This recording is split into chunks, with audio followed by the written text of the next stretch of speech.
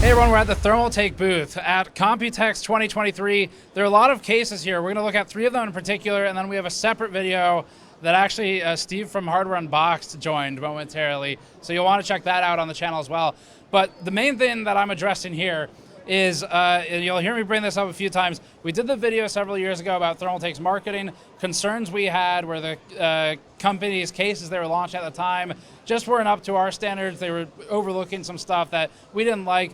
I think this is going in the right direction now, so that's what we're going to look into for this booth tour, because everything I've seen here, it looks like Thermaltake is listening. There were actually some really specific details that I complained about previously that have been resolved. We do need to test it all, which we'll talk about later, but for a first look, let's check out the Ceres 300, the new Tower 200, and then one of these. Before that, this video is brought to you by Deepcool and the new Zero Dark series of AK620 and AK400 CPU coolers. We previously reviewed the AK620 and AK400 and found them to be among a new crop of extremely competitive coolers for the price. The new Zero Dark and Zero Dark Plus variations move out to a blackout color design with blackout FDB fans. The heatsinks otherwise have the same characteristics as those that we tested previously and found to be well performing, just with a fresh new look. Learn more at the link in the description below. What I like about what Thermaltake's doing right now, so we ran a video a few years ago now, and it was pretty critical of Thermaltake's marketing. The biggest thing that we were concerned about at the time was the thermals of Thermaltake. And I do genuinely think the company has gotten into a better position with it, where looking at cases like this and the CTE one that we're getting to, Thermaltake is refocusing on its namesake, and I do think that these days the designs are getting more unique and more varied from the market in general. So this case is pretty simple internally in terms of it's a mid-tower, it's affordable.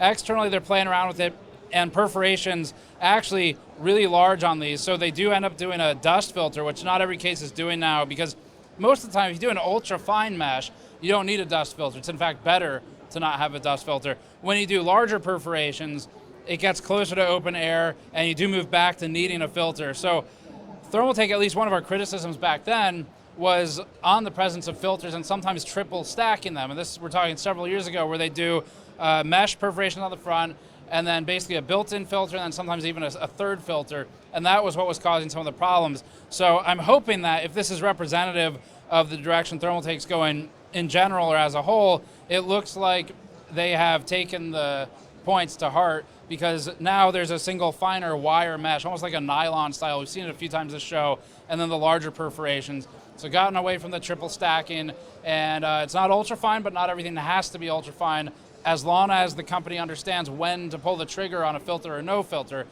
That's what I think a lot of the companies have missed the last few years, and so far everyone's picking up on it. So I do actually like the direction, and part of the reason for that is because of stuff like this. So we look at the bottom of this case. This is the same one, it's the Ceres 300 TG ARGB, and there's punch outs for a fan, but as obvious as this seems like it should be, a lot of the cases I've seen the last few years with a spot for a fan on the bottom, actually like that, I don't remember the name of it, but the NZXT one that looks like a toilet when you put the fan in the bottom, that one, a lot of times they have these spots, but then they completely restrict them, or they don't make the feet tall enough to get the clearance to keep the pressure. Because as you make air take 90-degree turns, multiple of them, you really weaken the pressure, and having a shorter distance, like less than 1 inch, which this is actually okay, once you fall under an inch for distance for the bottom, you really start to lose pressure and the ability for the fan to even do anything. So Thermaltake here clears our base requirement for leg height. They've also recessed the fan slightly, which I think is more of a tooling manufacturing choice, but does benefit it for pressure as well. And then the power supply, although this one is mounted with the fan actually pointed up because it's perforated on the top, could be pointed down as well. The mid-tower case is in like that $100 price point. They haven't always gotten it right, and so I am cautiously optimistic, at least, that Thermaltake's moving in the right direction in this market, and that's why we're talking about this one. For the rest of the specs of the case, so it's going to include 3 140 mil fans by default. They're doing 2 in the front, 1 in the rear. Pretty standard setup for that. There are same large perforations on the top as on the front that we saw. And then here you can see the dust filter that's included on the top. I mean, if you set it up as exhaust, this is going to be unnecessary, but also they've got it punched out with relatively high porosity. So I think the only thing that would really matter is how well the filter lines up. Let's come around this side actually over here and look at that. See how well the filter lines up with the top panel. And actually, it's pretty damn good. I didn't look at that before. Didn't look at that before we started shooting. Lining up with the dust filter, more or less dead on, which is good. So I would say this is going a direction I like. Colors, so they're gonna have matcha green. This is one option. The internal components here, like the radiator, the fans, Thermaltake is actively looking into whether they want to do that matcha green coloring for it. And then for the other cases, kind of standard white and black options. And that's the plan for the Ceres 300, $100. Within the next month or so, it'll be available. And then I think that covers most of it for this case. So let's move on to the next one. Okay, so now we're moving over to the Tower 200. One quick interjection here. This was handed to me in relation to when we were talking about the Ceres case, because this is a dual 90 riser. So you see the 90 degree, it's a PCIe Gen 4 riser. They're going 90, this would be into your board, and 90 at the bottom. So this would be probably the cleanest way to route in the Ceres 300. This will not be included with the case, but once it comes out, might be an option that makes sense if you went with vertical. Tower 200. So this is a revision of the Tower 100. It's the next iteration of it. The Tower 100 was part of that same presentation I was mentioning earlier, where we had a lot of critiques of the Tower 100 prototype. When the Tower 100 actually launched, which is why we later ended up liking it overall, when it actually launched, Thermaltake had changed a significant amount on the case between the prototype and the launch, but it's still, I mean, they were pretty far along at that point. So this is the next major move on it, and like I said a moment ago, it's a cautious optimism where Thermaltake for the longest time, I think it was criticized pretty heavily. I think it was deserved for a long time, but I do think you need to give a company a chance to fix it once they start fixing it, and that's kind of where it looks like it's going. So we'll obviously test all this stuff as we get our hands on it. Top panel is fully perforated as well. You can see it's got this honeycomb pattern on it. So they're doing a slot pattern on the sides, slot pattern on the lower section, honeycomb on the top. There's a 140 fan mounted right now, so you do up to a 140 up here. For the video card, this is where the cooling gets much better than it used to be in the original design. So where Vitalii is shooting right now, this is the video card panel. You got the slot mesh design, and video card breathes in through here. Access to air externally. In terms of getting rid of that air, that's the other challenge.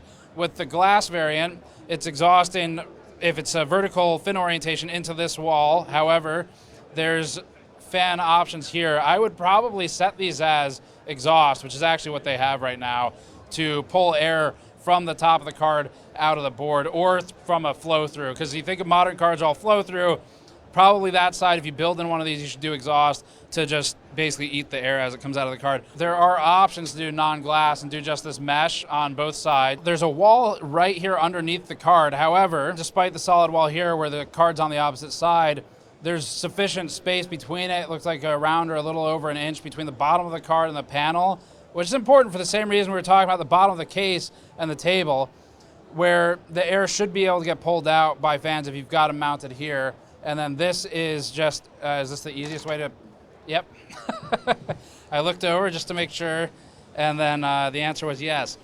So this actually mounts behind the motherboard tray, and my first thought when I saw this was, but why? And the answer is because of the video card, because obviously, sure, you can pull a little bit of heat off the back of the board, but that's not where most of it is. So the real reason is the power supply, which is exposed down here, and the video card, which spits the air this direction. So they're gonna have 5 colors. All of these are supposed to be actual colors. They're not just show colors, although I think some of these are kind of late stage prototypes or samples. So they've got racing green, matcha green, turquoise, white, and black. And then price, is that a cat? Hang on, we need a shot of this. The screen is optional. They've been selling these for a little while now. If you don't have the screen, then it's basically a different plate that goes there, or you can swap it. So pricing is supposed to be $130 on these. You can fit Micro-ATX boards. It's a 4-slot design. Last point here. So Thermaltake brought to my attention that I had forgotten this part. One of my major criticisms last time, the original Tower 100, was that they had a solid wall for the floor, and they also had a fan down in the bottom pulling air from nowhere. So that was one of our critiques. This has been fixed, so that's great to see. And I also like that this is something that we kind of finished shooting the section, and Thermaltake was like, hey, we look at the thing that you criticized that we fixed. We remembered the thing that you criticized, which is great because that shows that the company's actually listening to feedback. All right, last one is the big one. This is the CTE C700, which is a slimmed down significantly version of the C750 that Thermaltake already launched. We didn't review the C750, but there's a couple out there. The main difference is going to be this dimension, where it's about a fan length. It's about a 140 mil fan shorter. I didn't get an exact measurement, but that's apparently how we think dimensionally here. For the case, main points of interest are rotated motherboard. So they've gone with a 90-degree rotation. It is centrally located, so instead of biasing to one side or the other, right in the middle. And that opens up options for radiators on both sides because they're not pushing up against the back. There's radiator support on the bottom, radiator support on the top, and that's all up to you how you want to populate it, of course, but this is just a show layout they have. I'd probably orient the fans a little differently. But for the case, so it's going to be $160 or $180 for pricing, and the $180 model is the one with glass on the front. $160 is the one with mesh. This is pretty open. However, glass becomes less of a concern when you have holes in literally every other spot in the case, similar to the 011 series. So the 011D avoided criticisms of glass in the front because of that side intake, and this one you've got functionally a side intake because it's everywhere. The fan support, these can be swapped to dual 200, so if you wanted to go up to 200, you could, front and back. And then let's pull some panels off. If we just pop this top panel, you can see two fan locations that are, as all of them, optional. So this one is seated above the video card. If you really wanted to go crazy with it, you had an air-cooled card for some reason. If it's got horizontal fin stack, you could spit the air out the top with exhaust here. If you are doing air cooling in one of these cases, one thing to be aware of, and I should probably do a thorough video on this topic on its own, but some vapor chambers do have orientations that they favor. So I can't tell you which card will do what performance based on orientation off the top of my head, but we have a video with Malcolm Gutenberg from NVIDIA, actually, who's a thermal engineer there, and he talks about the orientation of vapor chambers and which ones are favorable and which ones are poor performing, and that's just a vapor chamber thing because it's because of gravity, basically. So anyway, that's something you want to look into. Check out our video with Malcolm from NVIDIA. He can explain it all in there. So for the rest of this, let's go around the backside really quickly.